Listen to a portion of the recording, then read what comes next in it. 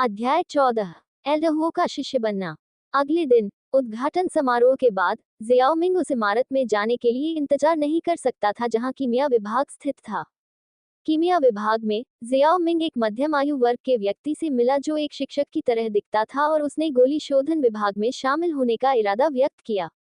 शिक्षक ने सबसे पहले जियाओमिंग से पूछा कि क्या उसके पास गोली शोधक के रूप में कोई प्रतिभा है और क्या उसने पहले कीमिया का अध्ययन किया है।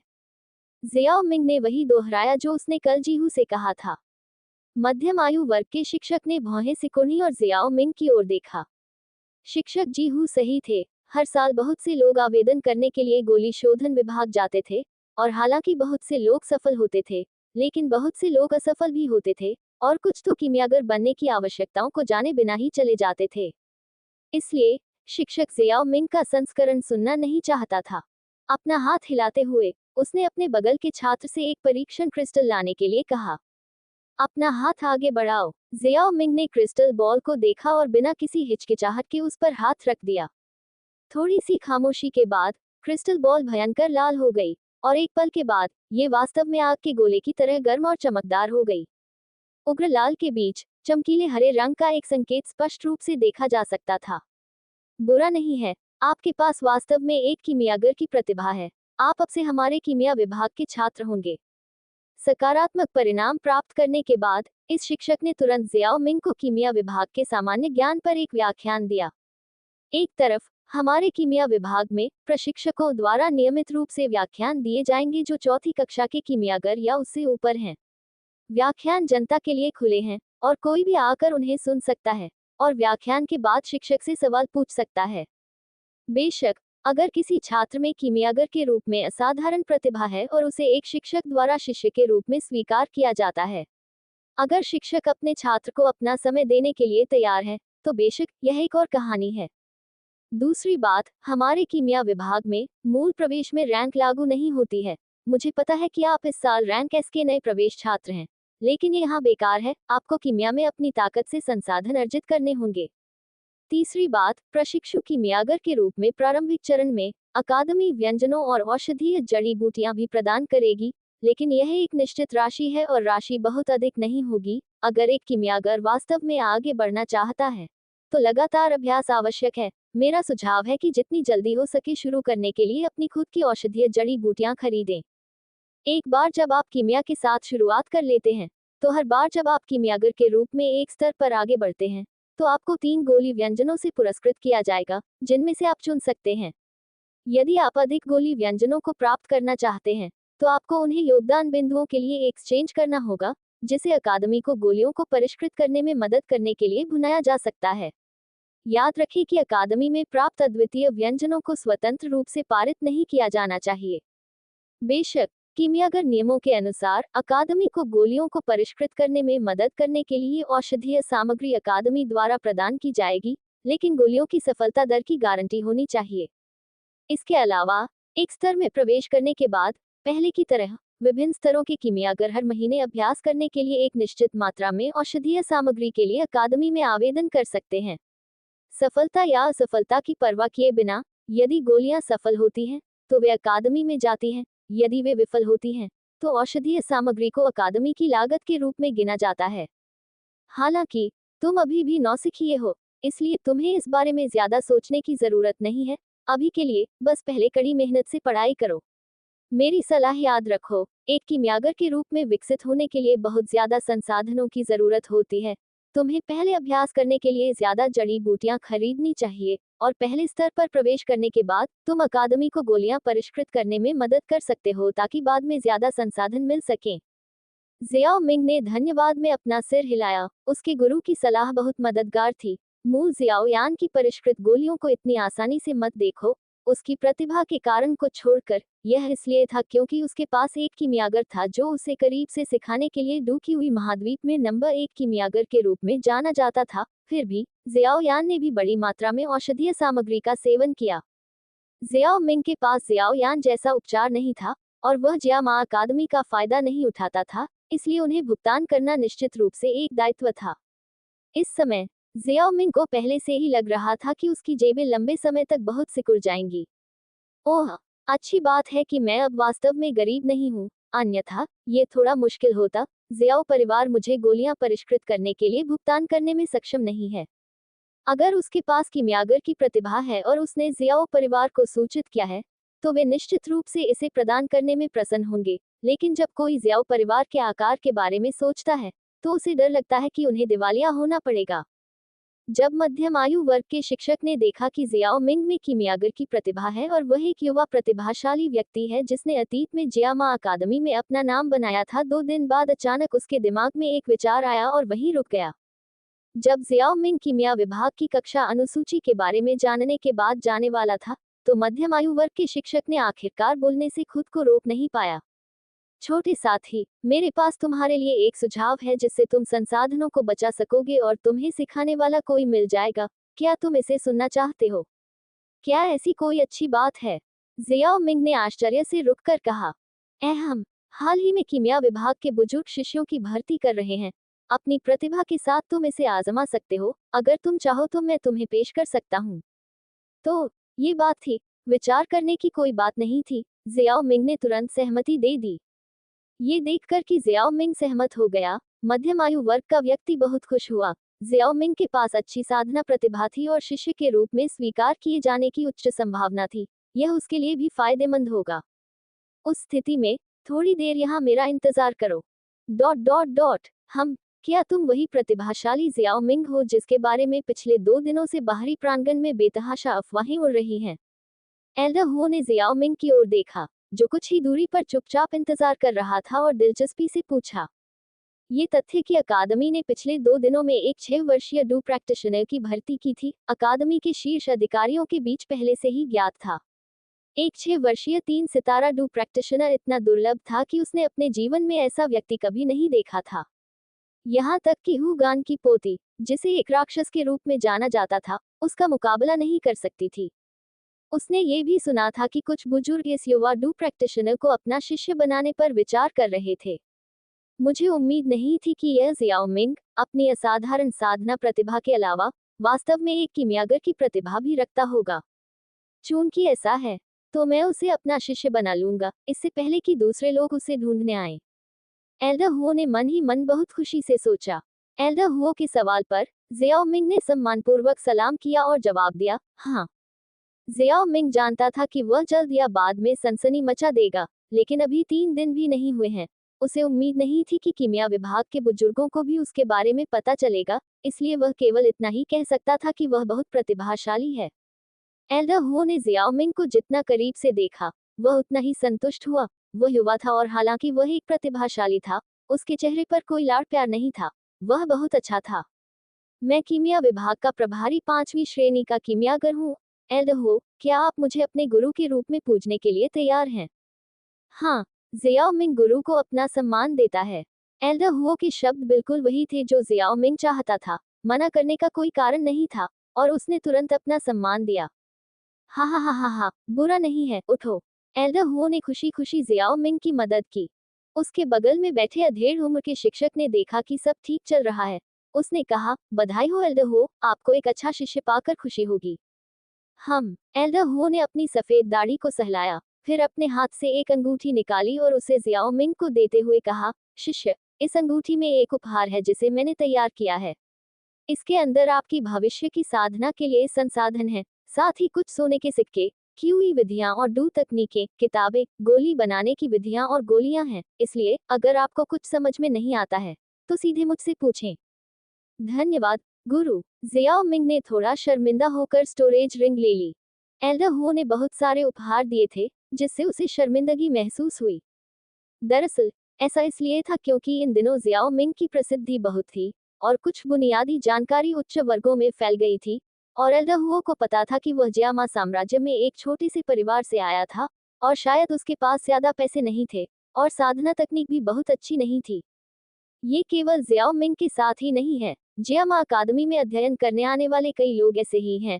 हुओ के एल्डर एक अमीर और उदार 5वीं श्रेणी के कीमियागर हैं, इसलिए उन्होंने इसे अपने शिष्य के लिए तैयार किया। अध्याय 15। पहली बार परिष्कृत गोलियां। अकादमी द्वारा उसके लिए तैयार किए गए व्यक्तिगत छात्रावास में लौटते हुए जियाओ मिंग ने एल्डर हुओ द्वारा दी गई स्टोरेज रिंग निकाली और उसे अपने हाथ में रखा। इससे पहले कि उसकी आत्मा की शक्ति उसकी भौहों से निकलकर रिंग में चली जाए। ये रिंग वैसी ही थी जैसी उसे पहले मिली थी, लगभग 5 घन मीटर जगह वाली एक निम्न श्रेणी की स्टोरेज रिंग। अंदर कुछ साफ सुथरी किताबें, सोने के सिक्कों का ढेर और एक तिपाई के आकार की वस्तु थी। अभी के लिए बाकी किताबों को अनदेखा करते हुए, एक विचार के साथ, उसने अंदर की सभी किताबें निकाली और एक एक करके उनकी जांच की। ये किताबें निम्न स्तर की क्यूई विधि हुआन क्लास, फायर फ्लेम ड्यूएल, उच्च स्तर की डू तकनीक जुबान क्लास, रेड फ्लेम स्वॉर्ड, उच्च स्तर की डू तकनीक जुबान क्लास, रेड फ्लेम पाम, और उच्च स्तर की डू तकनीक जुबान क्लास, रेंगती हुई छाया हवा का पीछा करती हुई थी। इन उच्च स्तर की तकनीकों को देखते हुए जियाओ मिंग ने अंदर से आह भरी। मास्टर 5वीं श्रेणी के कीमियागर होने के योग्य हैं। उनके पीछे जियानान अकादमी है। उनकी संपत्ति वास्तव में बहुत बढ़िया है। निचले दर्जे की डू तकनीक सभी उच्च स्तर की जुबान है। कुछ मोटी किताबें हैं, देखते हैं कौन सी अच्छी है। औषधीय पदार्थों के गुणों का विश्वकोश, गोली शोधन का परिचय, गोली प्रशंसा का मैनुअल, औषधीय जड़ी बूटियों की पहचान का मैनुअल, गोली शोधन के 5 साल और आग पर नियंत्रण के 3 साल, और कीमियागरों के लिए आत्मखेती।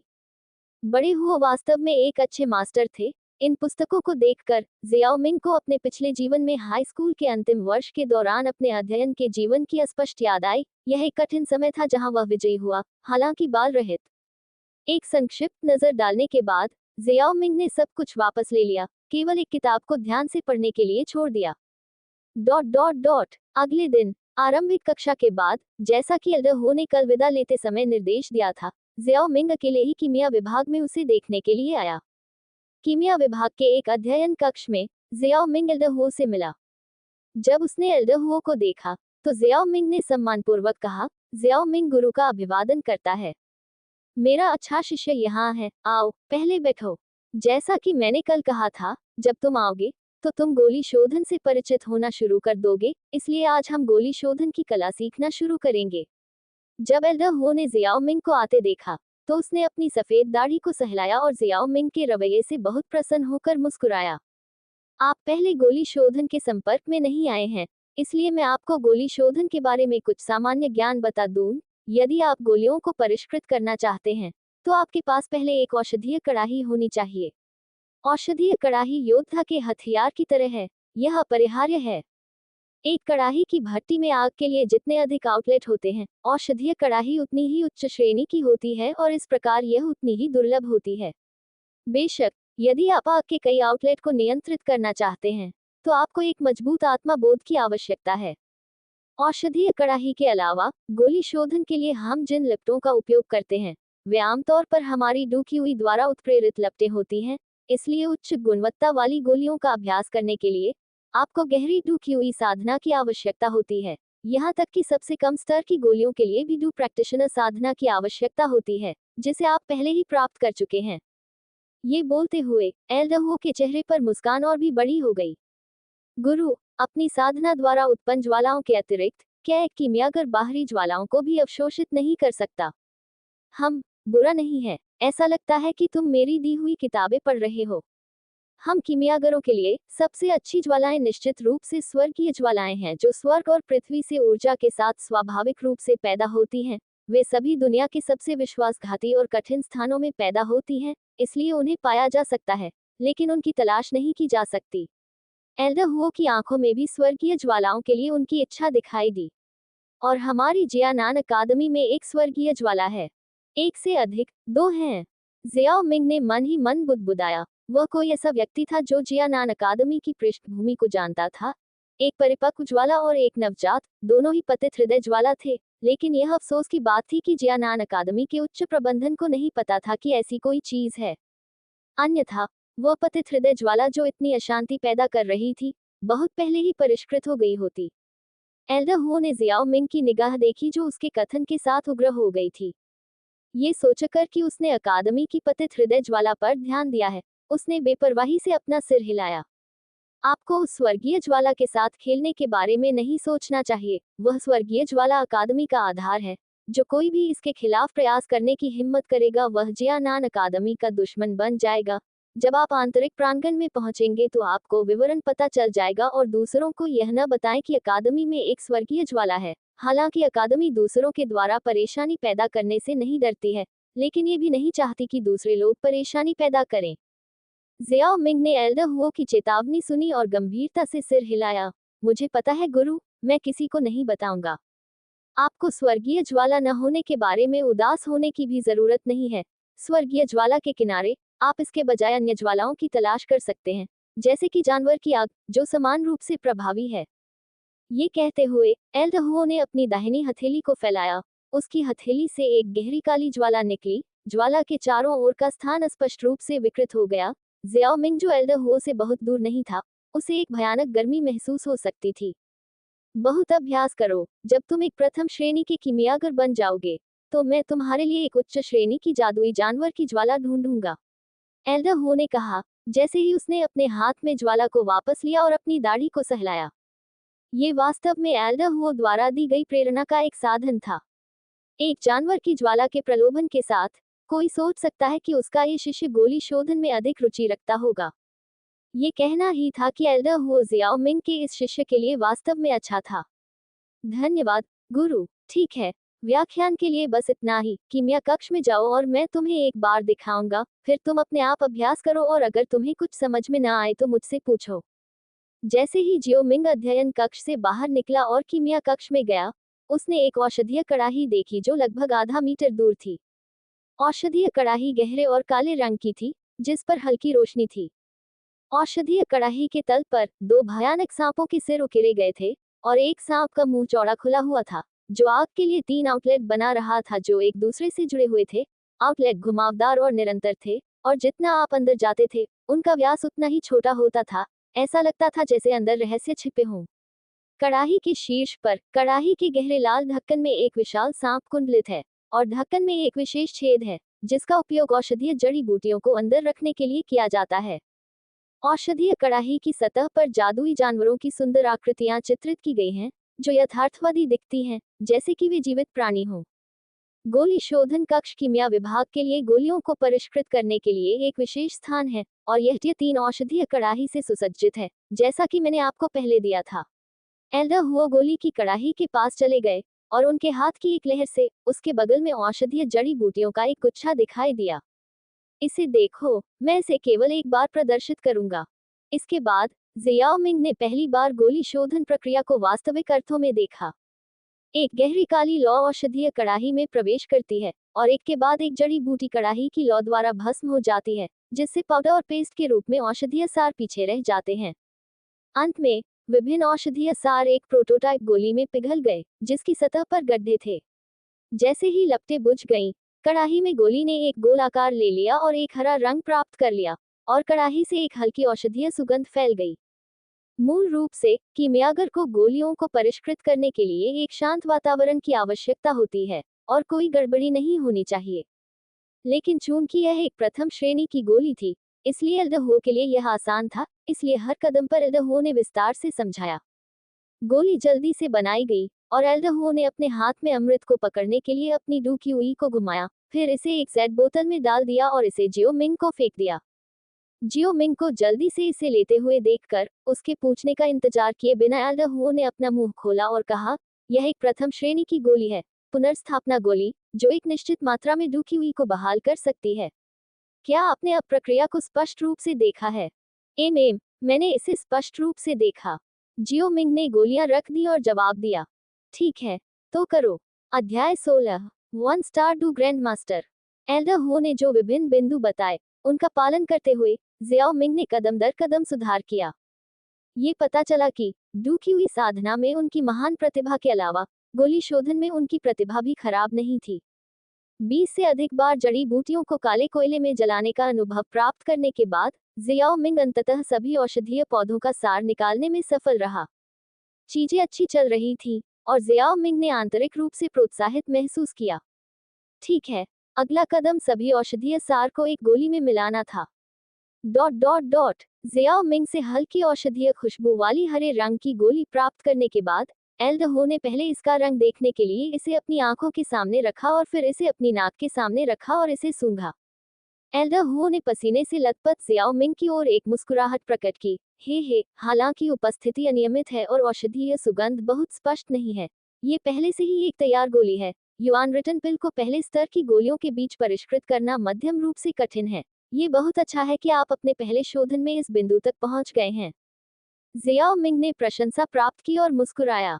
हालांकि उसने एल्डहुओ को डांटते हुए सुना, हालांकि आपने पहले स्तर की गोली को सफलतापूर्वक परिष्कृत किया है, इसका मतलब यह नहीं है कि आप अब एक सच्चे पहले स्तर के कीमियागर बन गए हैं। आपकी शोधन प्रक्रिया में कुछ भाग्य है, और एक सच्चे स्तर के कीमियागर बनने के लिए आपको अपनी गोलियों की गुणवत्ता और सफलता दर को भी सुनिश्चित करने की आवश्यकता है। भविष्य में लगन से अभ्यास करना याद रखें, सुस्त न हो, समझे।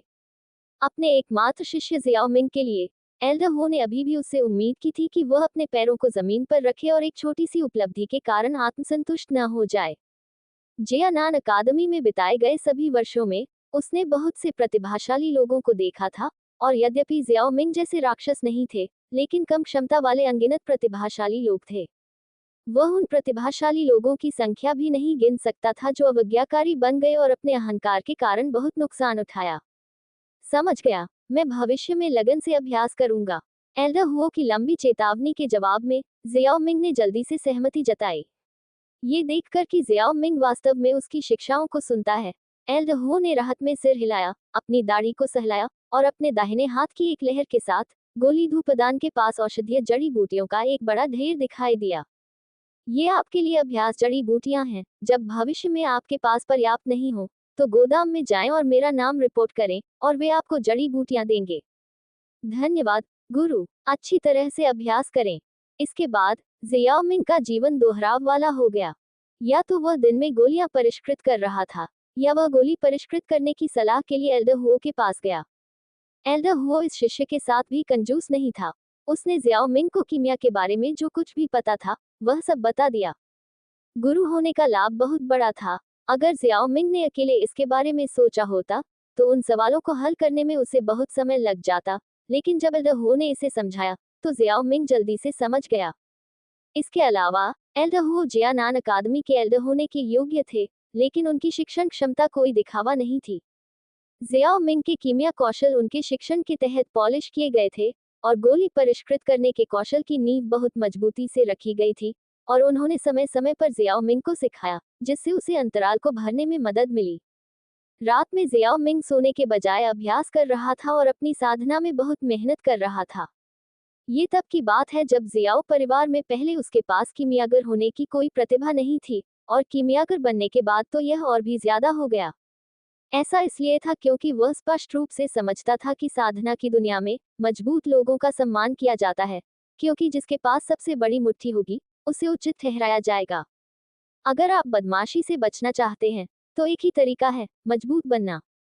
कीमियागर होने के अलावा एल्डर हुओ की डू की हुई साधना भी कमजोर नहीं थी, इसलिए गोलियों को परिष्कृत करने के अलावा जियाओ मिंग अक्सर उससे उसकी साधना के बारे में पूछता था। दिन के दौरान वह गोलियों को परिष्कृत करता था और डू की हुई कौशल की खेती करता था, और रात में वह अपनी साधना को बेहतर बनाने के लिए खेती करता था, और कभी कभी हर कुछ दिनों में वह जीवन अनुकरण करता था। समय धीरे धीरे बीतता गया। 2 साल बाद खिड़की से नर्म रोशनी युवक के गोरे चेहरे पर चमक रही थी।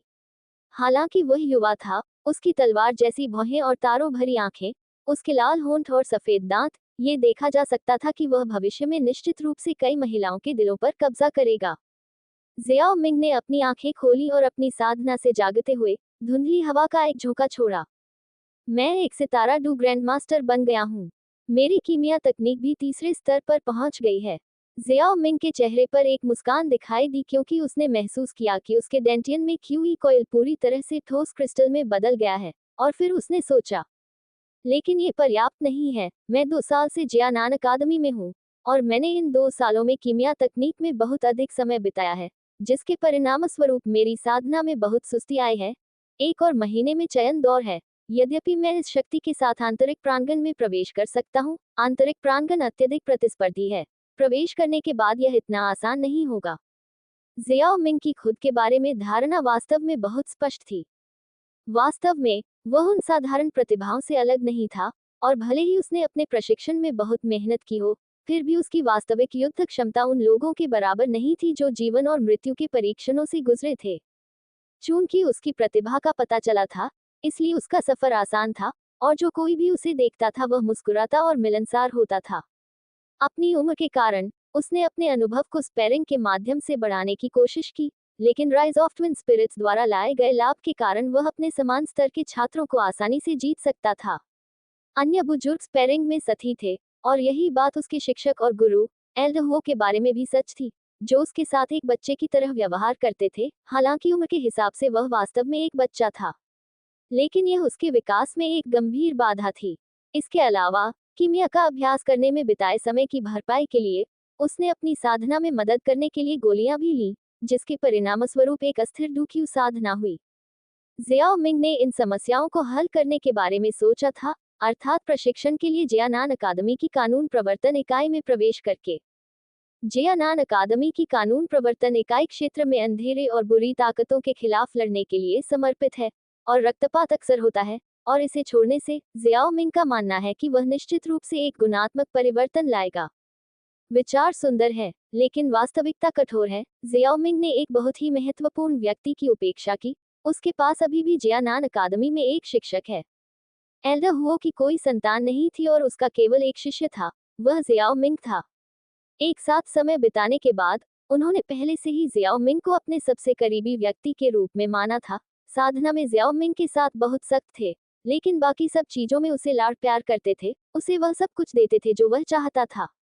स्वाभाविक रूप से वह नहीं चाहता था कि जियाओ मिंग, जो केवल कुछ साल का था, खुद को खतरे में डाले। इसलिए जियाओ मिंग, जो कानून प्रवर्तन इकाई में शामिल होने में कुछ समय पहले ही शामिल हुआ था, को एल्डर हुओ ने इकाई से हटा दिया, जो अपने शिष्य से बहुत प्यार करता था, ये दावा करते हुए कि वह बहुत छोटा था और उसकी साधना पर्याप्त गहरी नहीं थी। जियाओ मिंग, जो विरोध नहीं कर सकता था, को ईमानदारी से 1 और साल के लिए अकादमी में रहना पड़ा। उसकी डूकी हुई पर्याप्त ठोस नहीं थी, उसकी दो तकनीकें जंग लगी हुई थी, और उसके पास वास्तविक युद्ध में अनुभव की कमी थी। इन बातों के बारे में सोचते हुए जियाओ मिंग को सिरदर्द होने लगा। क्या यह एक फिलर जीनियस का विशिष्ट टेम्पलेट नहीं था? एक ऐसा जीनियस जिसे आसानी से कोई ऐसा व्यक्ति मार सकता था जो लड़ने के लिए स्तरों को पार कर सकता था। एक ऐसा जीनियस जो एक अच्छी प्रतिभा से ज्यादा कुछ नहीं था। कमजोर साधना वाले लोगों ने मजबूत साधना वाले किसी व्यक्ति को हरा दिया। यह कोई नई बात नहीं थी, और भले ही उसके पास राइज ऑफ ट्विन स्पिरिट्स जैसी मजबूत तकनीक हो, वह विफल हो सकता है। अरे, सिम्युलेटर में बताया गया है कि ब्लैक कॉर्नर क्षेत्र में कुछ गुप्त क्षेत्र भी खुलने वाले हैं। नहीं, मैं अपने गुरु से बात करूंगा, मुझे थोड़ा प्रशिक्षण लेने के लिए ब्लैक कॉर्नर क्षेत्र जाना है। अब जब मैंने डू ग्रैंड मास्टर को पास कर लिया है, तो मुझे ब्लैक कॉर्नर क्षेत्र में थोड़ा विशेषज्ञ माना जाता है, इसलिए मुझे लगता है कि मेरे गुरु के पास मुझे ब्लैक कॉर्नर क्षेत्र में जाने से रोकने का कोई कारण नहीं है। जियो मिंग ने अपनी जांघ पर थपकी दी, बिस्तर से बाहर निकला और एल्डर हुओ के निवास की ओर चल पड़ा। अध्याय 17, ब्लैक कॉर्नर क्षेत्र में जाना। क्या तुम ब्लैक कॉर्नर क्षेत्र में जा रहे हो? एल्डर हुओ ने अपने प्रिय शिष्य को सिरदर्द के साथ देखते हुए भौहें सिकुड़ी। ये शिष्य हर काम में अच्छा था, लेकिन कभी कभी वह थोड़ा बेचैन हो जाता था। वह 1 साल पहले बिना उसकी जानकारी के कानून प्रवर्तन इकाई में शामिल हो गया था, जिससे वह क्रोधित हो जाता था। ब्लैक कॉर्नर क्षेत्र में ऐसा क्या अच्छा है? वहां नियमों का सम्मान नहीं किया जाता है, और हर कोई निर्दयी और बेईमान है। तो जियाओ मिंग अपनी उम्र में उन सभी षड्यंत्रों और चालों का विरोध कैसे कर सकता है? नहीं, मैं असहमत हूँ। एल्डर हुओ ने अपनी दाढ़ी उड़ाई और उसे घूर कर देखा। अभी तुम्हारा साधना स्तर बहुत कम है। कुछ सालों में, जब तुम बड़े हो जाओगे, मैं तुम्हें फिर से बाहर निकाल दूंगा। तब तक ब्लैक कॉर्नर क्षेत्र की तो बात ही छोड़ो, मैं तुम्हें सेंट्रल प्लेन्स जाने से भी नहीं रोकूंगा। लेकिन मैं पहले से ही एक डू ग्रैंड मास्टर हूँ। यह अब कम नहीं है। जियाओ मिंग ने असहाय होकर कहा। जब डू की हुई उसके शरीर से बाहर आया, उसके पूरे शरीर के चारों ओर एक काला कवच बना दिया, ताकि यह साबित हो सके कि उसने जो कहा वह सच था। अकादमी हर साल ब्लैक कॉर्नर क्षेत्र में जाने के लिए छात्रों का आयोजन करती है। मेरा साधना स्तर पहले से ही उन सभी में सबसे अच्छा है। ऐसा नहीं है कि मैं बिल्कुल भी बुरा करने जा रहा हूँ। आप पहले से ही डू ग्रैंड मास्टर तक पहुंच चुके हैं। एल्डर हुओ को थोड़ा आश्चर्य हुआ, लेकिन ध्यान से सोचने के बाद ये गति वास्तव में काफी सामान्य थी। 2 साल में लोगों का डू मास्टर से डू ग्रैंड मास्टर बन जाना असामान्य नहीं था। जियानान अकादमी में हर साल कई लोग होते थे, और जियाओ मिंग की प्रतिभा को देखते हुए ये गति वास्तव में अभी भी थोड़ी धीमी थी। जियाओ मिंग का अधिकांश समय गोलियों को परिष्कृत करने में व्यतीत होता था। 2 साल में प्रशिक्षु से तीसरे स्तर के कीमियागर बनने में उसे बहुत ऊर्जा लगती थी, और अगर गोलियों ने उसकी साधना में सहायता नहीं की होती तो जियाओ मिंग शायद डू ग्रैंड मास्टर तक भी नहीं पहुंच पाता। डू ग्रैंड मास्टर को ब्लैक कॉर्नर क्षेत्र में विभिन्न शक्तियों के बीच एक स्तंभ नहीं माना जाता था, लेकिन इसे एक मध्यवर्ती शक्ति, एक उपयुक्त मामूली विशेषज्ञ कहा जा सकता था, और इस ताकत के साथ यात्रा के लिए जियाओ मिंग का जोखिम कारक वास्तव में अपेक्षाकृत छोटा था। वह एक जिद्दी बूढ़ा आदमी नहीं था और जानता था कि ब्लैक कॉर्नर क्षेत्र में प्रशिक्षण के लिए जाने में लाभ थे, अन्यथा अकादमी हर साल लोगों को ब्लैक कॉर्नर क्षेत्र में प्रशिक्षण के लिए नहीं भेजती। उसने केवल ये सोचा था कि जियाओ मिंग की ताकत कम थी और उसकी उम्र बहुत कम थी। एल्डर हुओ के चेहरे पर राहत की झलक देखकर जियाओ मिंग ने तुरंत अपने प्रयासों को तेज कर दिया।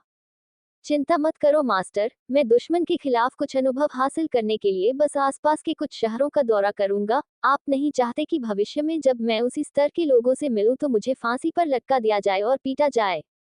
इतना ऊपर कहाँ होगा। क्या होगा अगर मैं सहमत हो जाऊं कि आप कानून प्रवर्तन इकाई के साथ जाएं? आपको क्या लगता है? जियानान शहर में घूमना कानून प्रवर्तन इकाई के साथ वैसा नहीं होगा। बच्चा, आखिरकार जियाओ मिंग के कुछ देर तक रुकने के बाद एल्डर हो ने आखिरकार उसे जाने दिया और असहायता से भरे चेहरे के साथ कहा, एंस, अगर तुम ब्लैक कॉर्नर क्षेत्र में जाना चाहते हो तो ठीक है, लेकिन याद रखना ये केवल 1 महीने के लिए होगा। 1 महीने बाद वापस आना, तब यह इन अकादमी चयन टूर्नामेंट होगा, इसे मिस मत करना। समझ गया, धन्यवाद मास्टर। जियाओ मिंग की प्रसन्नता की अभिव्यक्ति को देखकर एल्डर हुओ ने अपने सिर को बेकाबू होकर हिलाया और उसके हाथ की अंगूठी से सफेद रोशनी की चमक के साथ कई अलग अलग रंग की जेड बोतलें दिखाई दी। जियाओ मिंग ने एल्डर हुओ द्वारा उसे दी गई गोली की बोतलों को हाथ लगाया और कुछ हद तक स्तब्ध होकर पूछा, मास्टर, यह क्या है? वास्तव में जियाओ मिंग के जीवन सिम्युलेटर ने पिछले 2 वर्षों में 100 से अधिक बार उसके जीवन का अनुकरण किया था, और कई बार ऐसा हुआ था जब उसने आज जैसी स्थिति का अनुकरण किया था, लेकिन सिम्युलेटर की विशेषताओं ने कभी कभी जियाओ मिंग को असहाय महसूस कराया। अक्सर यह एक ही वाक्य होता था जो दिन का सारांश होता था, जैसे आप अपने शिक्षक एल्डर हुओ को अलविदा कहते हुए जियानान अकादमी छोड़ रहे थे। अन्य लोग बस इतना कहते थे कि आप जियानान अकादमी छोड़ रहे थे, और अन्य लोग कहते थे कि आप अपने शिक्षक को बताए बिना अकादमी छोड़ रहे थे।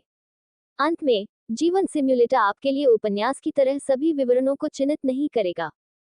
इससे बहुत सी ऐसी चीजें सामने आईं जो जियाओ मिंग को केवल सामान्य तरीके से ही पता थी। हालांकि अगर जीवन सिम्युलेटर हर विवरण को चिन्हित कर सकता है तो इसे जीवन स्क्रिप्ट कहा जाना चाहिए। काले जेड जार में 2 purple hot barrier breaker pills हैं जो डू ग्रैंड मास्टर को एक स्टार को तोड़ने की अनुमति दे सकते हैं, जबकि पीले रंग की एक बॉडी क्यूई पिल है जो लगातार सफलताओं के कारण होने वाली डू क्यूई की कमी को मजबूत करने में मदद कर सकती है। मूल रूप से तीसरी श्रेणी की ग्रीन स्पिरिट पिल पर्पल हॉट बैरियर ब्रेकर पिल से बहुत बेहतर थी। यह आपको तीसरे स्टार तक पहुंचने का मौका देती है, लेकिन मैंने आपको पहले एक दी थी और मुझे लगता है कि आप इसे पहले ही खा चुके हैं और केवल एक ही खाया जा सकता है। अन्य गोली की बोतलें बस कुछ हीलिंग और क्यूई रिटर्न पिल्स हैं जिन्हें मैंने व्यक्तिगत रूप से परिष्कृत किया है। एल्डर हुओ को स्पष्ट रूप से अभी भी उम्मीद थी कि जब जियो मिंग, उसका प्रिय शिष्य, बाहर जाओ, उसकी शक्ति और भी बढ़ जाएगी। गुरु जियाओ मिंग बहुत भावुक हो गया। अपनी साधना के बारे में बात करते हुए उसने अपनी साधना में मदद करने के लिए जो भी गोलियां खाई थी उनमें से ज्यादातर एल्डर हुओ द्वारा तैयार की गई थी। इस बार की गोलियां भी स्पष्ट रूप से एल्डर हुओ द्वारा बहुत समय पहले तैयार की गई थी, और यहाँ तक कि उसकी साधना को स्थिर करने के लिए बॉडी क्यूई पिल जैसी एक गोली भी तैयार की गई थी।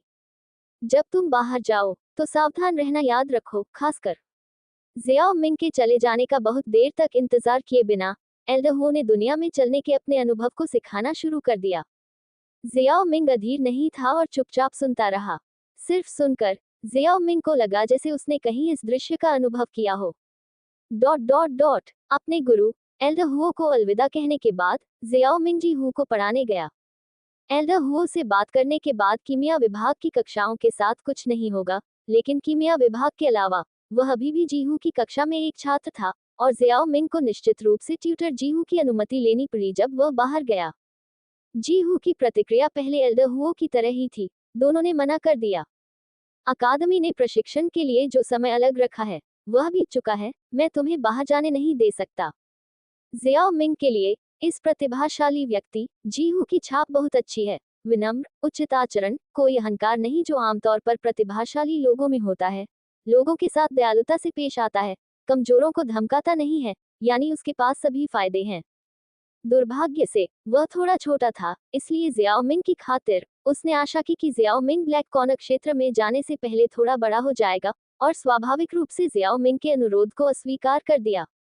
शिक्षक जीहू का रवैया चाहे जितना भी दृढ़ हो, अंत में वह जियाओमिंग की ताकत को देखकर फिर भी एक समझौते पर पहुंच गया। आखिरकार जियानान अकादमी के शिक्षक केवल एक दो ग्रैंड मास्टर थे, और जियाओमिंग उनके समान ही स्तर के थे। क्या ये कहना मजाक नहीं है कि वह बाहर जाने के लिए पर्याप्त मजबूत नहीं है? इसके अलावा एल्डरहू सहमत हो गए थे, तो जीहू के पास मना करने का क्या कारण था? जीहू द्वारा विधिवत निर्देश दिए जाने के बाद कि वह इन अकादमी के चयन से पहले वापस लौटना याद रखे, जियाओमिंग ने कपड़े पहने और चल पड़ा।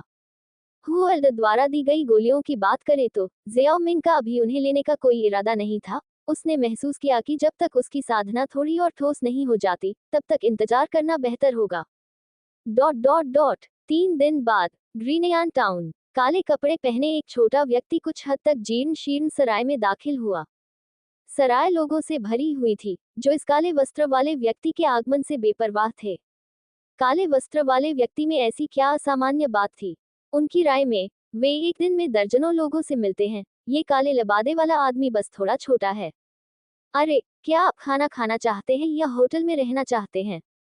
चेहरे पर जख्मों और मांसपेशियों से ढका एक भयंकर बड़ा आदमी चौड़ी आंखों के साथ जियाओमिंग के पास आया। काले लबादे में छिपे चेहरे को अच्छी तरह से देखने की कोशिश कर रहा था। लॉबी में मेरे लिए खाने की मेज लगाओ, और फिर ऊपर एक कमरा तैयार करो। जैसे कि वह अपने सामने बड़े आदमी के शरीर पर खून की गंध नहीं सूंघ सकता था, जियाओमिंग ने जानबूझकर आवाज बदलकर उदासीनता से जवाब दिया। अध्याय 18 सिमुलेशन। एक पल के लिए अपनी आंखें सिकोड़कर और स्थिति को ध्यान से देखने के बाद, दूसरे पक्ष की साधना को महसूस करने में असमर्थ प्रतीत होते हुए, बड़े आदमी ने जियाओमिंग द्वारा फेंके गए पैसे के थैले का वजन किया और अपने चेहरे पर एक नकली मुस्कान के साथ उत्तर दिया। बहुत अच्छा, मिस्टर, यहाँ बैठो। जियाओमिंग ने जिस दिशा में इशारा किया था, उस ओर देखा, लेकिन पाया कि वहां सभी टेबल भरी हुई थी और कोई और खाली टेबल नहीं थी। वहां और कोई सीट नहीं है। क्षमा करें, क्षमा करें, कृपया यहाँ बैठें। जियाओमिंग द्वारा उसे याद दिलाने के बाद, दाग धब्बे वाले बड़े आदमी ने कहा, जैसे कि वह अभी अभी अपने होश में आया हो। दाग धब्बे वाले आदमी को देखने के बाद जियाओमिंग बिना कुछ कहे उस जगह की ओर चल दिया। जियाओमिंग की पीठ को देखते हुए दाग धब्बे वाले आदमी के मुंह के कोने पर एक भयंकर मुस्कान दिखाई दी, जब वह मंच के पीछे जा रहा था। मंच के पीछे एक मोटा आदमी जिसका चेहरा काला था, उसका मोटा ऊपरी शरीर खुला हुआ था। उसने दाग वाले आदमी से पूछा, क्या लगता है, क्या तुम्हें पता चल गया है कि कौन आ रहा है? हे, कोई छोटा बच्चा होगा जो कहीं से आ गया। सच में, कोई गलती मत करो, किसी छोटे लड़के को मत देखो। यहाँ ब्लैक कॉर्नर क्षेत्र में नस्ल भेद है। ऐसा नहीं है कि छोटी दौड़ नहीं होती।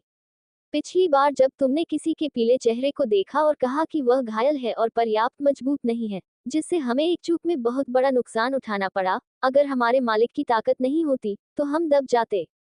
वेंग शेंग नाम के मोटे आदमी ने अविश्वास से भरे शब्दों में कहा। जाहिर है कि एक बार उसने समझौता कर लिया था। इस तरह की टिप्पणी से जख्मी आदमी का चेहरा थोड़ा शर्मिंदा था, और वह लाल चेहरे के साथ जोर से जवाब देना चाहता था, लेकिन दूसरों का ध्यान आकर्षित करने के डर से वह केवल अपनी आवाज कम कर सकता था और चिल्ला सकता था।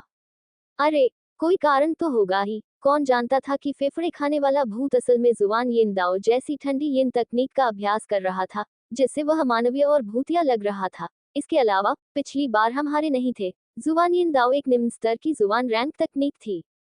ये देखकर कि मोटा आदमी अभी भी थोड़ा संदिग्ध था, बड़े आदमी को फिर से समझाना पड़ा।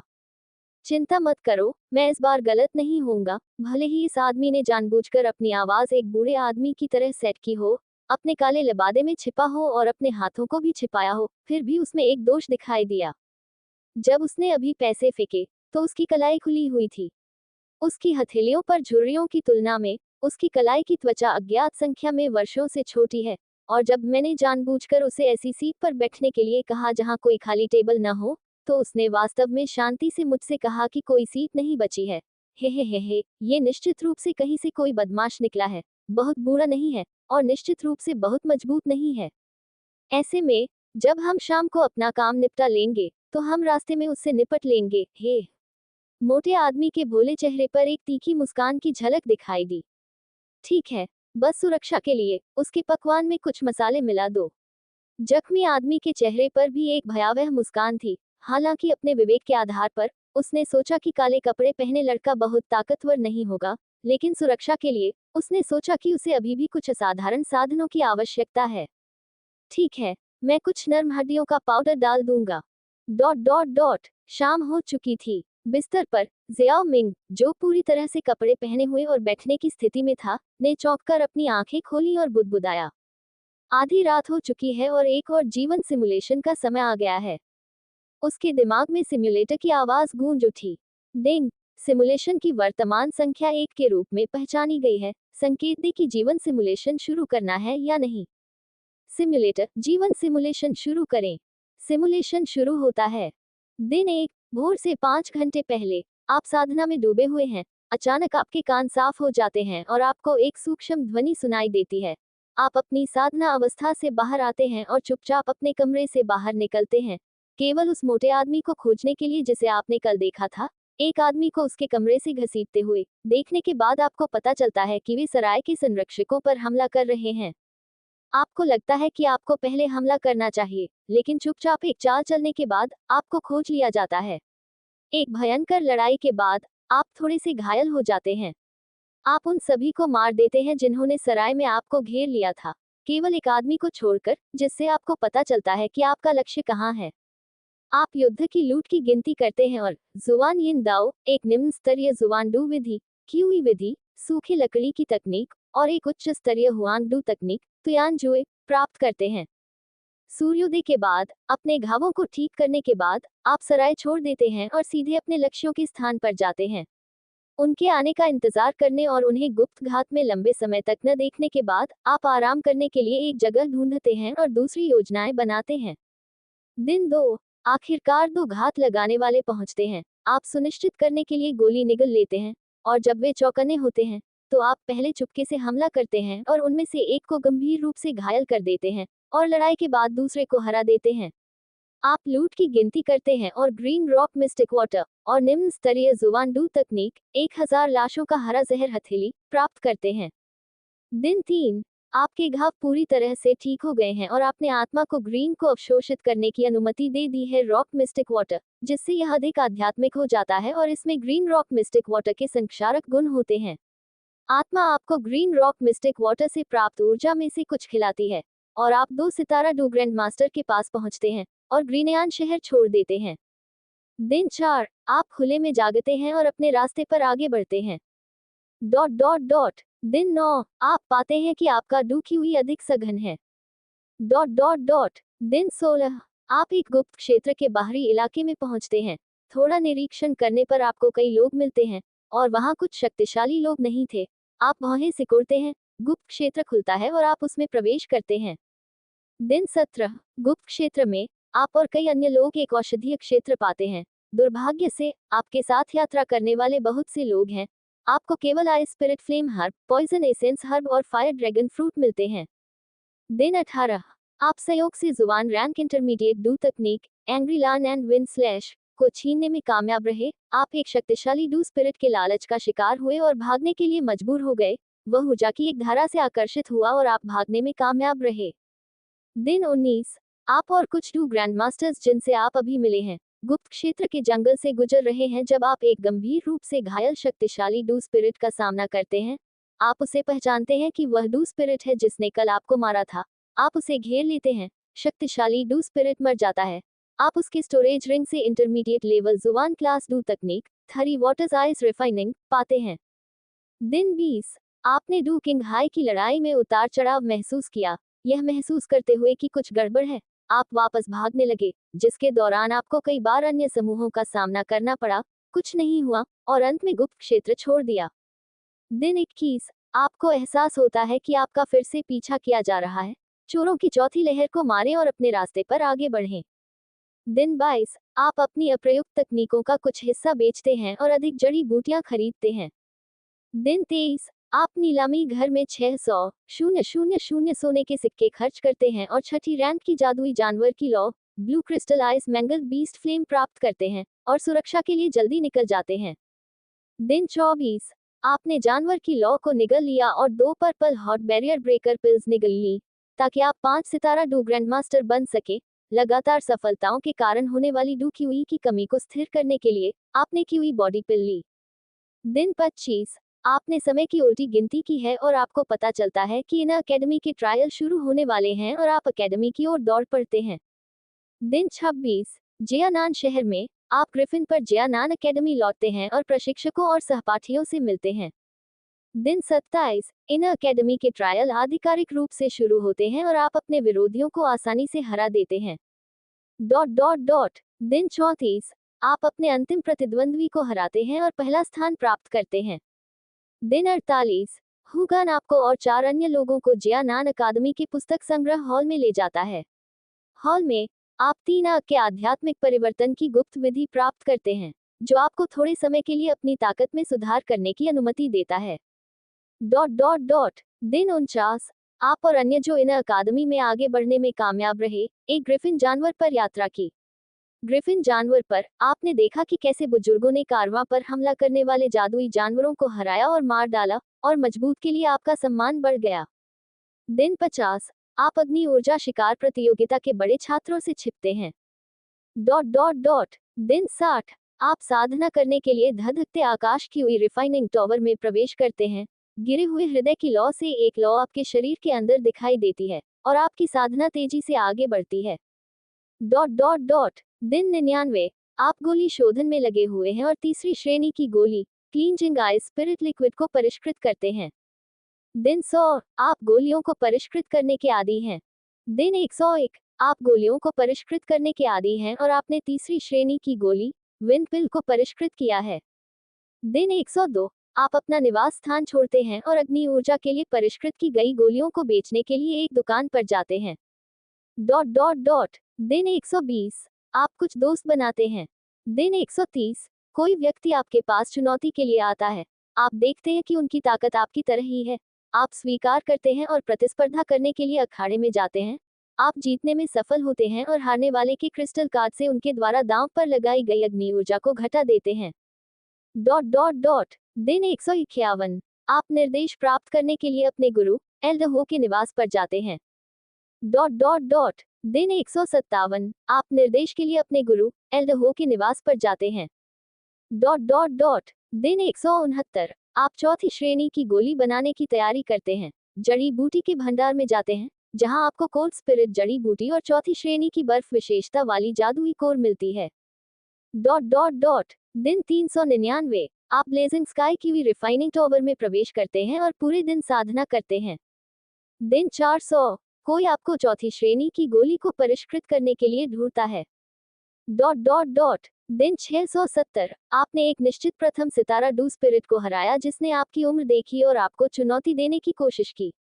दिन 710, आंतरिक प्रांगण के बाहर जंगल में प्रवेश करने पर आपने कई चौथी श्रेणी के जादुई जानवरों को मार डाला और चौथी श्रेणी का जादुई कोर प्राप्त किया। दिन 1295, आपको अपने परिवार से एक पत्र मिला जिसमें कहा गया था कि जियोयान परिवार के भीतर एक प्रतिभाशाली व्यक्ति जो आपसे सिर्फ नीचे था, अपनी डू क्यूई को बेवजह खो दिया था और चाहता था कि आप इसका समाधान सोचें। वास्तव में आप कारण जानते थे, लेकिन आपको लगा कि यह मामला आपके नियंत्रण से बाहर है और आपने एक सती पत्र लिखा। दिन 1460, आपको जियो परिवार के मुखिया जियो झान से एक और पत्र मिला जो चाहता था कि आप एक यात्रा के लिए परिवार में वापस आएं। अपने शब्दों में अपने बेटे जियोयान का उल्लेख करते हुए, साथ ही परिवार की ओर से आपकी मदद के बारे में भी। हताशा के कारण आपको अपने स्वामी एल्डहो को अलविदा कहना पड़ा और एक जादुई उड़ने वाले जानवर को उधार लेना पड़ा। दिन 1470, उड़ते हुए जादुई जानवर पर बैठे हुए आप अचानक एक मजबूत व्यक्ति की आभा के उतार चढ़ाव को महसूस करते हैं।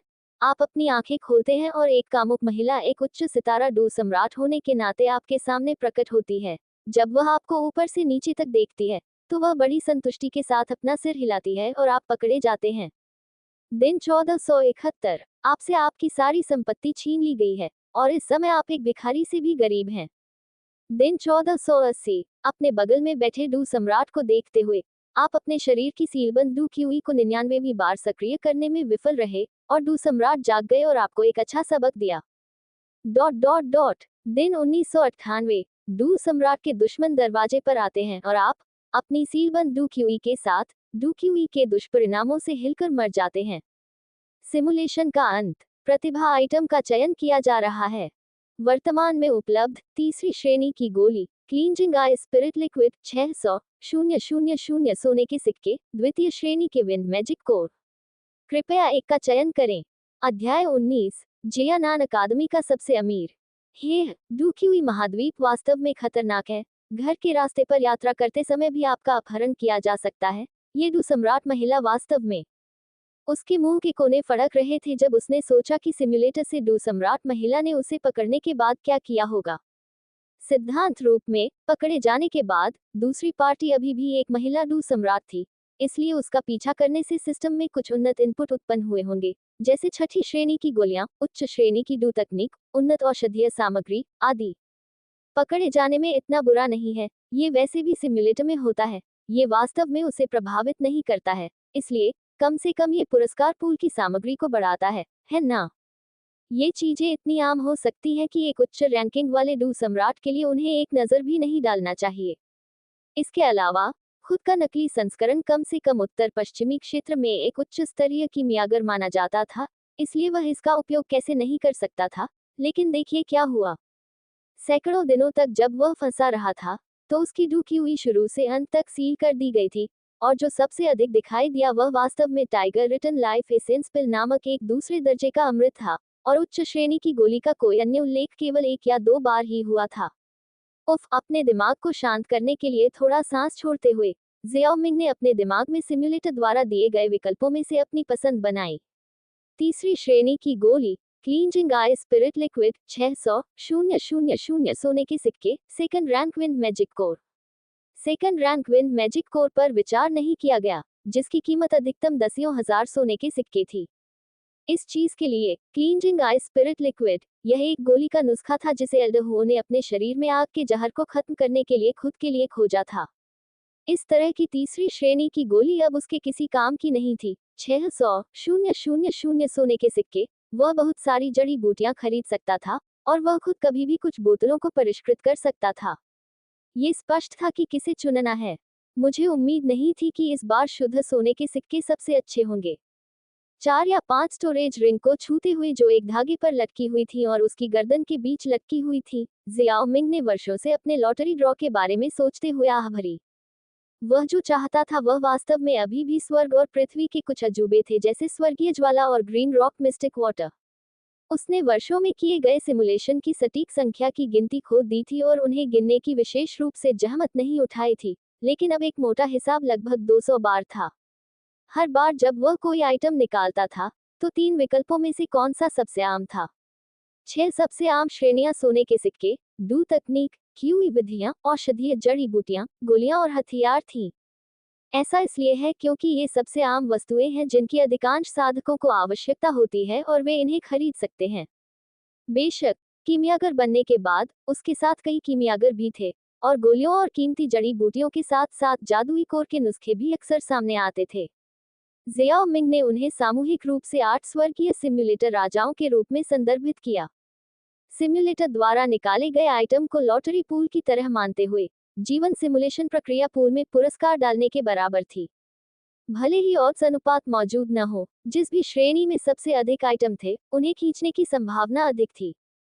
8 स्वर्गीय राजाओं के साथ स्वर्गीय ज्वाला जैसी दुर्लभ चीज स्वाभाविक रूप से सैकड़ों वस्तुओं के पुरस्कार पूल में सबसे कम संभावना वाली होती है, और उसने इसे तब से नहीं खींचा था जब से उसने पहली बार फॉलन हॉट फ्लेम निकाला था। ये भी दर्शाता है कि जबकि सिमुलेशन अच्छी चीजें ला सकते हैं, वास्तव में उन वस्तुओं को प्राप्त करना थोड़ा मुश्किल है जिन्हें आप विशेष रूप से दिखाना चाहते हैं। अच्छी बात यह है कि 8 स्वर्गीय राजा वे हैं जिनकी हर किसी को सबसे ज्यादा जरूरत है और जिन्हें वे अक्सर जानते हैं, लेकिन वास्तव में बहुत सारी अच्छी चीजें हैं। जियाओमिंग ने 30 बार 10,000 सोने के सिक्के निकाले और चुने, जैसा कि उसने अभी किया था, और हालांकि हर बार यह 600,000 नहीं था, लेकिन ये सब मिलाकर 8 मिलियन सोने के सिक्के बन गए। ये सही है, आपने सही सुना, अकेले सिम्युलेटर से उसे 8 मिलियन से ज्यादा सोने के सिक्के मिले, जो पूरे जियाओ परिवार की 80 साल की आय है। ब्लैक कॉर्नर क्षेत्र में बहुत ताकतवर कई शक्तियां भी इतनी राशि जुटाने में असमर्थ थीं। सोने के सिक्के अभी भी एक छोटी राशि थे। सिम्युलेटर से प्राप्त की हुई विधियां और डू तकनीकें बड़ी थीं। 33 निम्न जुबान श्रेणी की क्यूई विधियां और डू तकनीकें, 19 मध्यवर्ती जुबान श्रेणी की क्यूई विधियां और डू तकनीकें, और 10 उच्च जुबान श्रेणी की क्यूई विधियां और डू तकनीकें। 3 लोअर डी क्लास डू तकनीक और क्यूई विधियां थी। आइस एट्रीब्यूट डू तकनीक, ठंडा स्वर्ग और बर्फीली धरती, थंडर एट्रीब्यूट डू तकनीक, भयानक थंडर द्वंद्व के 9 चक्कर, और फायर एट्रीब्यूट डू तकनीक, पौष्टिक आत्माओं का द्वंद्व। Fire attribute, sun and word spirit seal के साथ डी क्लास की एक इंटरमीडिएट डू तकनीक। एक उन्नत डू तकनीक एक डी क्लास जिसमें कोई विशेषता नहीं है, पौष्टिक आत्माओं का द्वंद्व। इसके अलावा गोलियां भी थीं। सिम्युलेटर से प्राप्त गोलियां थीं। सेकंड टियर पिल की 2 शीशियां, पे 1 पिल, आइस हॉट पिल की 5 शीशियां, एक आइस स्पिरिट पिल, पौष्टिक स्पिरिट पिल की 1 शीशी, एक आइस जेड बोन बिल्डर पिल की 2 शीशियां, और एक पौष्टिक क्यूई फैलाव। तीसरी श्रेणी की गोलियां, कुल 10 बोतलें। चौथी श्रेणी की गोलियां, कुल 11 बोतलें। पांचवी श्रेणी की गोलियां, एक किंग ब्रेकर पिल, ब्लड लॉर्ड्स पिल और क्यूई कल्टीवेशन पिल है। निचले स्तर की छठी श्रेणी की गोलियां, एक ब्रोकन किंग पिल और विटिलिटी पिल है। छठी श्रेणी की गोलियां, एक लॉन्गेविटी ग्रीन मेडिटेशन पिल और क्यूई बनिंग पिल है। सातवीं श्रेणी की गोलियां या उससे ऊपर, एक जीवन भक्षण गोली और जीवन वापसी गोली है। लाइफ सिम्युलेटर एक गोली या एक बोतल देता है, जिसमें प्रति बोतल 3 गोलियों का एक मानक पैक होता है।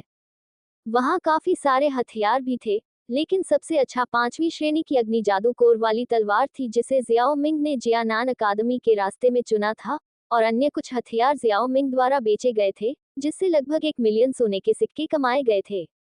6 या 7 कीमती औषधीय जड़ी बूटियां, लकड़ी की विशेषता वाली 5वीं श्रेणी की जादुई जानवर की आग, पीच ब्लॉसम फ्लेम, आग के लिए 4 आउटलेट औषधीय कड़ाही और बर्फ की विशेषता वाली 5वीं श्रेणी की जादुई कोर।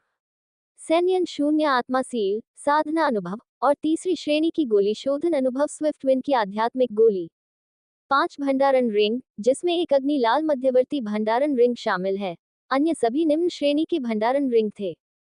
इन स्टोरेज रिंग की बदौलत जियाओ मिंग इतने सारे सोने के सिक्के डालने में सक्षम था, ये जानते हुए कि जीवन सिम्युलेटर द्वारा दिए गए सोने के सिक्के सभी नकद हो सकते हैं। इसके अलावा बाकी सभी चीजें बेकार गैजेट हैं। सावधानी से सोचने के बाद जियाओ मिंग ने वास्तव में पाया कि उसने काफी अच्छी चीजें प्राप्त की हैं। अगर उसने ये सभी चीजें बेच दी, तो जियाओ मिंग को लगा कि वह जियानान अकादमी के सबसे अमीर आदमी के खिताब के लिए प्रतिस्पर्धा कर सकता है। आखिरकार लाइफ सिम्युलेटर से प्राप्त चीजों के अलावा जियाओ मिंग ने खुद भी काफी गोलियां बनाई थीं। क्यूई विधियां, डू तकनीकें, गोली बनाने की विधियां आदि भी थीं जो उसके गुरु एल्डहो ने उसे दी थी।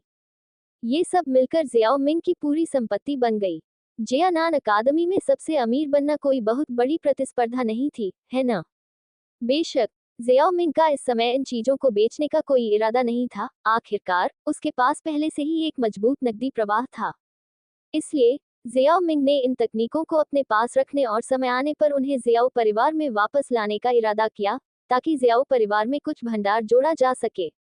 आखिरकार जियाओ परिवार ने उसके साथ अच्छा व्यवहार किया था, और वह जियाओ मिंग अपनी जड़ों को भूलने वाला व्यक्ति नहीं था, इसलिए वह थोड़ी मदद कर सकता था। कभी कभी जियाओ मिंग को शर्मिंदगी महसूस होती थी जब वह सोचता था कि कैसे जियाओ कबीला, जो कभी 8 प्राचीन परिवारों में से एक था, इस हद तक गिर गया था कि उच्चतम अग्नि विशेषता डू तकनीक एक उच्च स्तरीय हुआंग वर्ग थी, और डू तकनीक का उच्चतम स्तर एक मध्यवर्ती स्तर जुआन वर्ग था, और इसका अभ्यास केवल कबीले के नेता और बुजुर्गों द्वारा किया जा सकता था। बेशक वह जानता था कि जियाओ कबीला क्यों गिर गया था। जियाओ परिवार की अपनी प्रतिभा की कमी के अलावा गू कबीले के लोगों को इसके लिए जिम्मेदार होना चाहिए था, और जियाओ परिवार की कुछ डू तकनीकें निश्चित रूप से गू कबीले के पास चली गईं। गू युआन ने एक बार जियो जुआन से जियो परिवार की देखभाल करने का वादा किया था, और अब देखभाल इस तरह हो गई थी। और फिर गू युआन ने गू जुनर को तोशे प्राचीन देवता की जेड चुराने के लिए भी भेजा। जियो मिंग को वास्तव में लगा कि गू युआन को अपना नाम बदलकर बेशर्म गू रख लेना चाहिए। दुर्भाग्य से खेती की दुनिया एक ऐसी दुनिया थी जहां मजबूत लोग कमजोर लोगों को खाते हैं। अभी जियो मिंग गू युआन के साथ कुछ नहीं कर सकता था, उसे केवल भविष्य में इस ब्याज को इकट्ठा करना याद रहेगा। अध्याय 20, सराय को जलाना। अब जब उसने 3 विकल्पों में से अपनी पसंद चुन ली थी, तो जियाओ मिंग ने देरी नहीं की और उसकी आत्मा शक्ति उसकी भौहों से फूट पड़ी और उसे तैयारी में उसके शरीर के सामने रख दिया। अपने मन में उसने चुपचाप कहा, 600,000 सोने के सिक्के चुनो। अचानक जियाओ मिंग के सामने सोने के सिक्कों का एक पहाड़ दिखाई दिया और फीकी चांदनी के नीचे इन सोने के सिक्कों ने एक चमकदार चमक बिखेरी और अंधेरा कमरा एक पल के लिए एक सफेद सूरज में चमकने लगा। सौभाग्य से जियाओ मिंग इसके लिए तैयार था और उसने इसे लेने के लिए अपनी आत्मा शक्ति का इस्तेमाल किया और जैसे ही सोने के सिक्के दिखाई दिए, उसने अपनी स्टोरेज रिंग को सोने के सिक्कों से भरना शुरू कर दिया। अपने पिछले अनुभव की बदौलत उसने आसानी से अपने सामने के सभी सोने के सिक्कों को पकड़ लिया और फुर्ती से आगे बढ़ा। कमरे में पीली चमक भी गायब होने से पहले एक पल के लिए दिखाई दी। जिस कमरे में जियाओ मिंग रह रहा था, वह सराय की दूसरी मंजिल पर था और पीछे की ओर खिड़की के बाहर सराय से संबंधित कुछ छोटे आंगन थे। इस समय पीले कपड़ों में एक मांसल आदमी ने अपनी आंखें रगड़ी और कमरे की खिड़की की ओर देखा जिसमें जियाओ मिंग रह रहा था। उसके चेहरे पर एक उलझन भरा भाव था। क्या ऐसा हो सकता है कि मैंने गलत देखा? ऐसा नहीं होना चाहिए। अभी डिंग लाओएर, तुम यहाँ खड़े खड़े क्या बड़बड़ा रहे हो? क्या बॉस ने तुम्हें स्कारफेस को ये बताने के लिए नहीं कहा था कि वे अपना काम शुरू करने जा रहे हैं? मैं तुम्हें बता दूं, अगर तुम इन मोटी भेड़ों को परेशान करोगे तो बॉस तुम्हें आसानी से जाने नहीं देगा। वह गुस्से में तुम्हें गिरफ्तार कर सकता है और तुम्हें ब्लड सेक्ट को बेच सकता है। आंगन के उत्तरी हिस्से से एक पतली आकृति चुपचाप प्रकट हुई। ये वाक्य सुनकर डिंग लाओएर, जो उसी स्थान पर खड़ा था, ने एक पल पहले अपने मन में आए विचारों को दूर कर दिया और दुखी चेहरे के साथ पीछे मुड़ गया। पतली आकृति को घूरते हुए उसने हल्के से व्यंग्य के साथ कहा, तुम मेरे बारे में बात करते रहते हो। तुम इतनी ऊंची आवाज में बात करते हो जैसे कि तुम्हें डर है कि दूसरों को पता न चल जाए। जब समय आएगा तो हम देखेंगे कि बॉस तुम्हें या मुझे गिरफ्तार करेगा। मुझे गिरफ्तार करो। डिंग लाओएर के पलटवार के जवाब में पतला आदमी मुस्कुराया, घृणा से, मानो उसने कोई चुटकुला सुना हो। उसे इस तरह देखकर डिंग लाओएर ने भौहें सिकोड़ ली और दिलचस्पी खो दी। इस आदमी से कुछ और कहने की जहमत नहीं उठाई। अगर ऐसा नहीं होता कि इस आदमी का अभी भी कुछ उपयोग है और बॉस को इसकी जरूरत है, तो उसने इस आदमी को बहुत पहले ही मार दिया होता। डिंग लाओएर ने मन ही मन सोचा और एक ठंडी खर्राटे के बाद वह हाथ जोड़कर बाहर चला गया और सराय की लॉबी में चला गया। वह पतला आदमी कुछ देर तक वहीं रहा, जानबूझकर लड़ाई की तलाश में। दोनों आदमी लंबे समय से लड़ रहे थे, लेकिन जब भी उसे कोई मौका मिलता तो वह डिंग लाओएर को थोड़ा परेशान करना पसंद करता, भले ही उसका प्रतिद्वंद्वी उससे ज्यादा ताकतवर क्यों न हो। यही उसके जीवन का आनंद था। और इसके अलावा ऐसा नहीं था कि उसने कभी किसी ऐसे अस्तित्व को नहीं मारा था जिसका क्षेत्र उससे ऊंचा था। ब्लैक कॉर्न क्षेत्र में उच्च क्षेत्र वाले लोगों द्वारा निम्न क्षेत्र वाले लोगों को कम आंकने के दृश्य हर दिन होते थे, और वैसे भी वह डिंग लाओएर से जरा भी नहीं डरता था। अगर वह वाकई इस आदमी को रक्त संप्रदाय के लोगों को बेच सकता, तो वह वाकई जानना चाहेगा कि यह आदमी जो एक बैल की तरह मजबूत था और त्वचा और हड्डियों में बदल गया, कैसा दिखेगा। लेकिन वह ये भी जानता था कि यह असंभव था। सराय के ज्यादातर लोगों को सॉफ्ट टेंडन दिया गया था, एक बेस्वाद रंगीन पाउडर जिसे पहचानना मुश्किल था और जो डू मास्टर को कमजोर बना सकता था और उसकी युद्ध ऊर्जा को बढ़ाने में असमर्थ बना सकता था। इसलिए भले ही उन्हें पता चल जाए कि वह और दूसरे क्या कर रहे थे, वे भाग नहीं पाएंगे। डिंग लाओएर को सजा देने के लिए इस पर भरोसा करने की कोशिश निस्संदेह मूर्खता थी। सॉफ्ट टेंडन पाउडर भी एक कारण था जिसकी वजह से वह बिना ज्यादा संयम और एक निश्चित बेपरवाही के साथ बात करता था। दुबले पतले आदमी ने बड़े अफसोस के साथ अपना सिर हिलाया, फिर से उत्साहित हो गया। इस बार काफी मोटी भीड़ें हैं, साथ ही दिन के दौरान वे लोग, मेरे पास जाने के लिए पर्याप्त पैसे होने चाहिए। हे। जितना अधिक उसने कहा, उसने शब्दों को उतना ही कम फुसफुसाया, और अंत में अवमानना की हल्की हंसी के साथ पतला आदमी भी सराय की लॉबी में प्रवेश कर गया। दूसरी मंजिल पर खिड़की। जियाओ मिंग खिड़की के पास खड़ा था और एक पल पहले की बातचीत को अंतराल से सुन रहा था, बिना एक भी शब्द बोले। सब उसके कानों में था। ये वही मामला रहा होगा जिसका उल्लेख सिम्युलेटर ने किया था। ऐसा लगता है कि मैं दिन के दौरान सही था। यह एक अंधेरी सराय है। सौभाग्य से मैंने इस सराय से कोई खाना नहीं खाया, नहीं मैंने उनके कटलरी को छुआ, अन्यथा मुझे वापसी की हुई गोली खर्च करनी पड़ती। जियाओ मिंग ने एक स्थिर चेहरे के साथ सोचा। ब्लैक कॉर्न क्षेत्र में इस तरह की किसी चीज का दिखना कुछ ऐसा नहीं था जिससे लोगों को आश्चर्य होना चाहिए। 10 में से 2 सराय ईमानदारी से व्यापार कर रहे थे, जो एक अच्छी बात मानी जाती है। हालांकि सिम्युलेटर में मैंने उन्हें भोर से 5 घंटे पहले चलते देखा। तब तक वे कुछ समय के लिए वहां पहुंच चुके थे और पहले की बातचीत के साथ वे जल्द ही हमला करने वाले हो सकते हैं और उन्हें तब तक देरी नहीं करनी चाहिए। यहाँ यह उल्लेख करना उचित है कि सिम्युलेटर का उपयोग करके जीवन का अनुकरण करना बहुत तेज था और हालांकि यह प्रक्रिया उसके दिमाग में कई सारे पाठों का निर्माण कर देती, लेकिन जियाओ मिंग को इसकी सभी सामग्री जानने के लिए बस 1 सेकंड की जरूरत थी। चुनाव करने के बाद स्टोरेज रिंग में सोने के सिक्कों को संग्रहित करने की प्रक्रिया में शायद 5 सेकंड से ज्यादा समय नहीं लगा। दूसरे शब्दों में, इस समय आधी रात के बाद ज्यादा समय नहीं बीता था, जिसका मतलब था कि वह उस समय से लगभग 1 घंटा दूर था जब उसने मूल रूप से पाया था कि ग्राहकों को ले जाया जा रहा था। अगर उसकी योजना को सुचारू रूप से आगे बढ़ने दिया जाता, तो सराय में रहने वाले इन ग्राहकों को एक ही झटके में निपटाया जा सकता था, जिससे जियाओ मिंग को उनसे निपटने के लिए अकेला छोड़ दिया जाता। जियाओ मिंग को इस बात की परवाह नहीं थी कि सराय में रहने वाले ये लोग मरेंगे या नहीं, या उन्हें रक्त संप्रदाय को बेच दिया जाएगा या नहीं। ऐसा नहीं है कि वह इसके प्रति उदासीन था, लेकिन सबसे पहले वे अजनबी थे, साथ ही ब्लैक कॉर्नर क्षेत्र में बहुत से अच्छे लोग नहीं थे, इसलिए वह बुरे लोगों के लिए सहानुभूति कैसे महसूस कर सकता था। हालांकि ऐसे लोग थे जिनके बारे में कुछ किया जा सकता था, और भले ही सिमुलेशन में ही वह उन डीलरों को खत्म करने में कामयाब हो गया हो, इसका मतलब यह नहीं था कि वे उसे बदल नहीं सकते थे। सुरक्षित पक्ष पर रहने के लिए उन ग्राहकों को पहल करने देना सबसे अच्छा था। यह आपके लिए भी है न? कम से कम आप सिमुलेशन की तरह व्यर्थ नहीं मरेंगे। ये सोचते हुए जियाओ मिंग के मूल रूप से शांत चेहरे पर हल्की मुस्कान आ गई।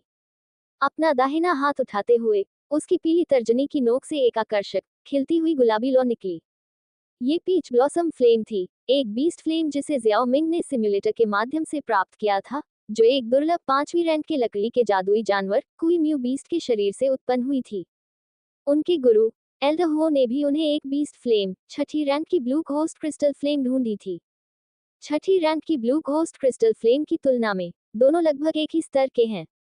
जियाओ मिंग ने आत्मा को एक ही समय में इन दो लपटों को अवशोषित करने दिया था, और उस समय उसने सोचा था कि उसकी ताकत में बहुत सुधार होगा।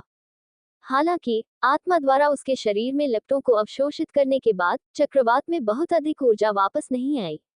जियाओ मिंग ने सोचा कि आत्मा को खुद को खिलाने के लिए ऊर्जा का उपयोग करना चाहिए था। उसने बाद में आत्मा के साथ हमला करने की कोशिश की, और यह पहले की तरह कमजोर नहीं था। इसने एक पल में एक चट्टान को पिघला दिया, और इसकी शक्ति अतुलनीय थी। आत्मा की आध्यात्मिकता पहले से कहीं अधिक नग्न आंखों से दिखाई देती है। आत्मा द्वारा दो जानवरों की आग को भस्म करने के बाद जियाओ मिंग आधिकारिक तौर पर दुश्मन के खिलाफ लड़ने के लिए आत्मा ऊर्जा को जुटा सकता था। ट्विन स्पिरिट्स अभ्यास पद्धति का दूसरा उदय स्वयं एक डी क्लास तकनीक थी, और उसके शरीर में संग्रहित डूक्यूई की मात्रा ने उसे डूक्यूई के खत्म होने के डर के बिना एक ही रैंक के कई डू ग्रैंड मास्टर्स से घिरा होने की अनुमति दी। इस समय जियाओ मिंग ने ब्लू घोस्ट क्रिस्टल फ्लेम के बजाय पीच ब्लॉसम फ्लेम को बुलाया, क्योंकि पूर्व अन्य की तुलना में बहुत अधिक विनम्र था। स्वाभाविक रूप से लौ के तापमान और विनाशकारी शक्ति के मामले में ये डार्क ब्लू क्रिस्टल फ्लेम से कमतर था। सराय में आग लगाने के लिए इसका उपयोग करना एकदम सही था। ये सभी को शांतिपूर्वक जगा सकता था और साथ ही आग को इतना भयंकर होने से रोक सकता था कि यह गलती से सहयोगी सैनिकों को घायल कर दे। जियाओ मिंग की बाह की एक लहर के साथ गुलाबी लपटें धीरे धीरे हवा में फैल गईं और जियाओ मिंग के तिरछे विपरीत कमरे के दरवाजे तक चली गईं। एक पल में गुलाबी आग फैल गई और फैल गई। ये देखकर जियाओ मिंग ने संतुष्टि में अपना सिर हिलाया। बिस्तर पर लौटते हुए उसने बिस्तर पर लटके काले लबादे को उठाया और उसे अपने शरीर पर खींच लिया। उसके शरीर में डूक्यूई के प्रवाह के साथ उसका आकार टिमटिमाया और कमरे से गायब हो गया।